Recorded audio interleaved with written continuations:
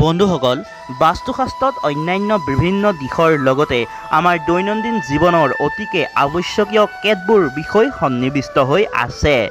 বাস্তুশাস্ত্ৰত উল্লেখ থকা এই বিষয় বা কথা কাহিনীসমূহ যদি আমি আমাৰ বাস্তৱ জীৱনত মানি চলোঁ, তেন্তে আমাৰ জীৱনলৈ সকাৰাত্মক শক্তিৰ আগমন ঘটিব। বাস্তুশাস্ত্ৰত অন্যান্য দিশৰ লগতে সময় নিৰ্ধাৰক ঘড়ীৰ বিষয়েও বহুখিনি গুৰুত্বপূৰ্ণ বিষয় আমি পাওঁ। আপোনালোকে এই কথাটো এবাৰ ভাবি চাইছেনে যে আমাৰ ঘৰত ঘড়ী কেনে ঠাই বা কোন ঠাইত ৰখা দৰকাৰ? যদি আজি পৰ্যন্ত এই বিষয়টো ভাবি চোৱা নাই বা ঘড়ী ৰখাৰ সঠিক দিশ আৰু ঠাইৰ বিষয়ে জানিব বিচাৰিছে, তেন্তে শেষলৈকে চাব আজিৰ এই ভিডিঅ'টি।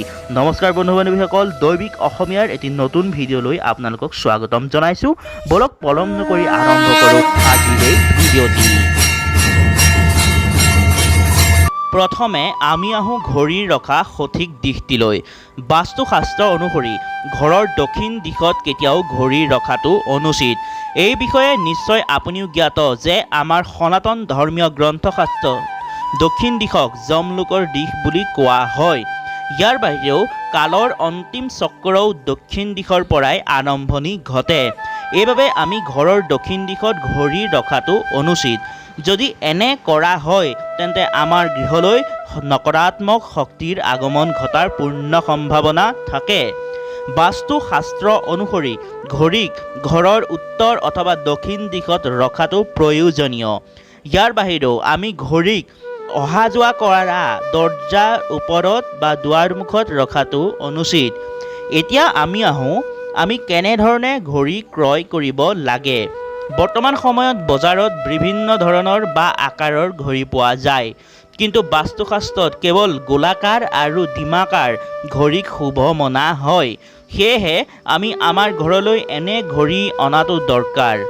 আজিৰ দিনত মানুহে ঘড়ীত নিজ পৰিয়াল অথবা ভগৱানৰ ফটো লগাই সজাই ৰাখে, যিটো দৰাচলতে কৰাটো একেবাৰেই অনুচিত বা ইয়াৰ দ্বাৰা আমাৰ জীৱনলৈ নকাৰাত্মক শক্তিৰ আগমন ঘটাৰো সম্ভাৱনা থাকে।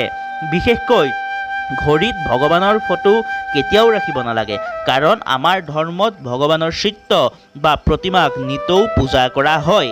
কিন্তু ঘড়ীত ৰাখি ভগৱানৰ ফটো থাকিলে প্ৰায়েই ধূলি আদি খাই থাকিব লগাত পৰে। সেয়েহে এনে কাৰ্যৰ পৰা আমি বিৰত থকাটো দৰকাৰ। ইয়াৰ দ্বাৰা পূজিত ভগৱানক অপমান কৰাও বুজোৱা হয়। বন্ধুসকল, ঘড়ীক প্ৰতিদিনে আমি নিয়মিতভাৱে চাফ চিকুণ কৰি ৰখাটো প্ৰয়োজনীয়।